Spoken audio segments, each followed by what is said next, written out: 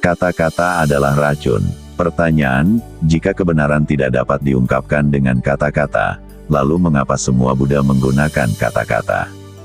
Jawaban Osho, ada sebuah perumpamaan, mistikus agung, Rabia dari Basra, Rabia al-Adawiyah, sangat cantik luar biasa.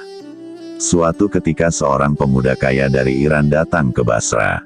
Dia bertanya kepada orang-orang, apakah ada sesuatu yang aneh, sesuatu yang istimewa di sini? Ya, masyarakat Basra menjawab, kami memiliki wanita tercantik di dunia. Pria muda itu secara alami menjadi tertarik dan bertanya, di mana aku bisa menemukannya?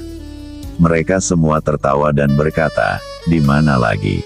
Di rumah bordil. Jawaban itu memukul mundur pemuda kaya itu, tetapi akhirnya dia memutuskan untuk pergi ke rumah bordil.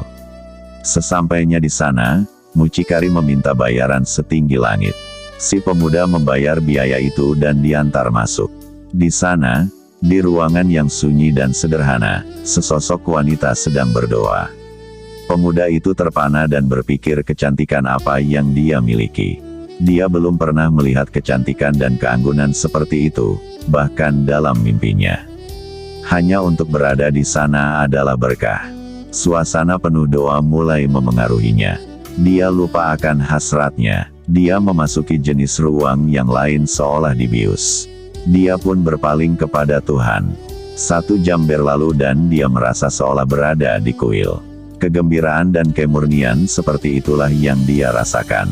Dia terus berpesta dengan kecantikan Rabia. Tapi kecantikan itu bukan lagi kecantikan seorang manusia. Itu adalah keindahan Tuhan. Itu tidak lagi ada hubungannya dengan tubuh, itu benar-benar dunia yang lain. Kemudian Rabia membuka mata lotusnya. Si pemuda melihat ke dalam mata itu dan tidak ada wanita di depannya. Dia merasa sedang menghadap Tuhan. Dengan cara ini sepanjang malam berlalu, seolah-olah sepanjang malam itu hanya sesaat. Matahari terbit dan sinarnya masuk melalui jendela. Si pemuda merasa sudah waktunya untuk pergi.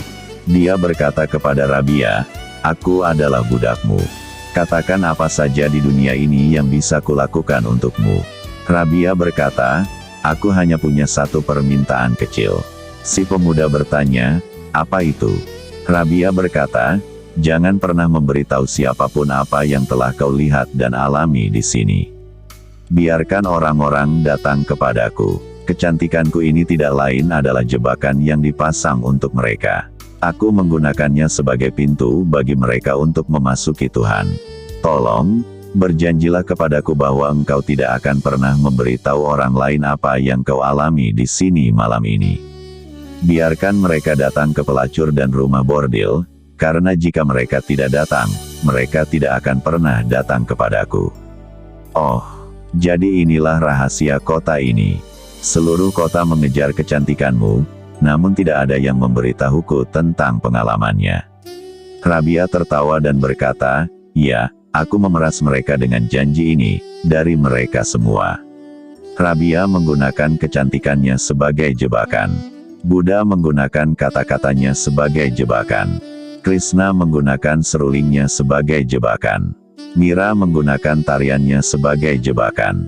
Engkau harus dijebak. Engkau hanya bisa terjebak dengan cara yang dapat kau mengerti. Engkau harus dibawa dari yang diketahui ke yang tidak diketahui. Tetapi pada awalnya engkau harus dalam apa yang diketahui. Engkau memahami gairah. Pria muda itu tidak mencari Tuhan, tetapi dia tertarik pada tubuh yang indah, pada wanita cantik, dan dia terjebak. Dia pergi ke sana karena hasratnya. Begitu dia berada di hadapan Rabia, gairah mulai berubah.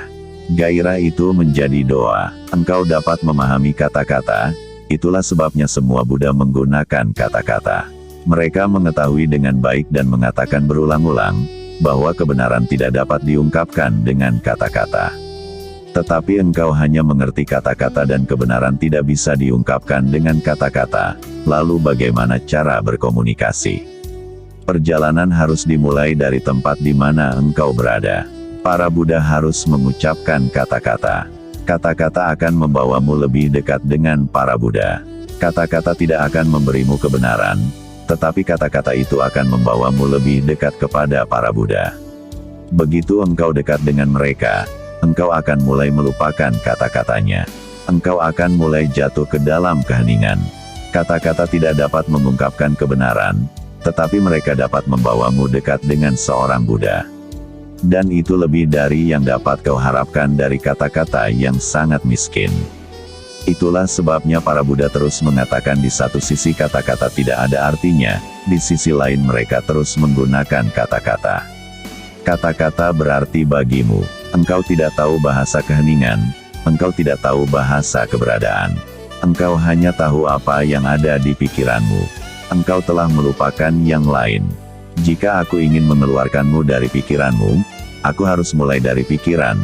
Aku harus mengambil pikiranmu yang kau yakini sehingga hanya ada ziarah menuju keadaan tanpa pikiran. Osho